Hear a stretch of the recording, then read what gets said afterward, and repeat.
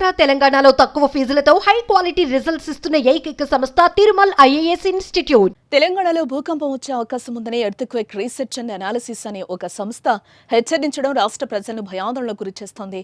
రామగుండం ప్రాంతం భూగర్భంలో ఏదో కదలిక జరుగుతోందని, ఫలితంగా భారీ భూకంపం సంభవించవచ్చని, అది వరంగల్, హైదరాబాద్తో పాటు అమరావతి కూడా తాకే అవకాశం ఉందని వారు అంచనా వేయడంతో తెలుగు రాష్ట్రాల ప్రజలు తెగ భయపడుతున్నారు.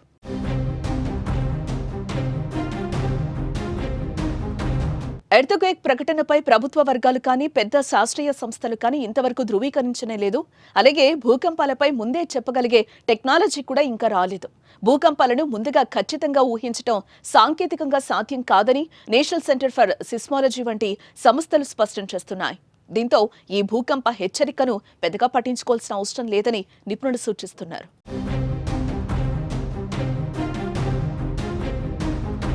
తెలుగు రాష్ట్రాల్లో భూకంపం సంభవించినా పెద్దగా నష్టం ఉండదు.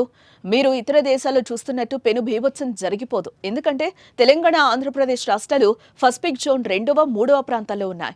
ఈ జోన్లలో ఉండే ప్రాంతాలపై భూకంప ప్రభావం చాలా తక్కువ. చిన్న చిన్న భూకంపాలే తప్ప ఏపీ, తెలంగాణలో పెద్ద భూకంపం వచ్చిన దాఖలాలు కూడా లేవు. వచ్చే అవకాశం కూడా లేదని శాస్త్రవేత్తలు చెప్తున్నారు. భూకంప తీవ్రత రిక్టర్ స్కేలుపై 7 కంటే ఎక్కువ ఉంటే అది విధ్వంసం సృష్టిస్తుంది. ఇలా భారీ ప్రాణ ఆస్తి నష్టం సృష్టించే భూకంపాలు భారత్లో అతి తక్కువగా సంభవిస్తాయి. దేశంలోని కేవలం 11% భూభాగంలోనే ఇలాంటి భూకంపాలు సంభవించే ప్రమాదం ఉంది. ఉత్తరాది, ఈశాన్య రాష్ట్రాల్లోనే ఇలాంటి భూకంపాల ప్రమాదం ఎక్కువగా పొంచి ఉంది. మనకు పెను భూకంపాలు వచ్చే అవకాశం లేదు.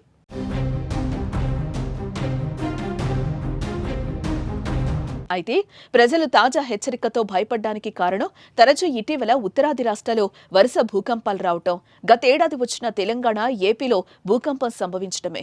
2024 డిసెంబర్ నెలలో ములుగు జిల్లాలో భూకంపం సంభవించింది. దీని ప్రభావం 2 తెలుగు రాష్ట్రాలపై పడింది.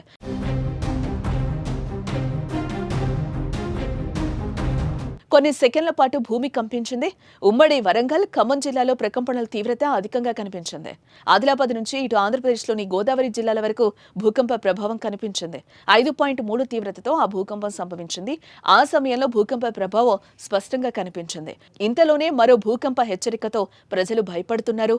ఎలాంటి ఆందోళన అవసరం లేదని వాతావరణ అధికారులు చెబుతున్నారు.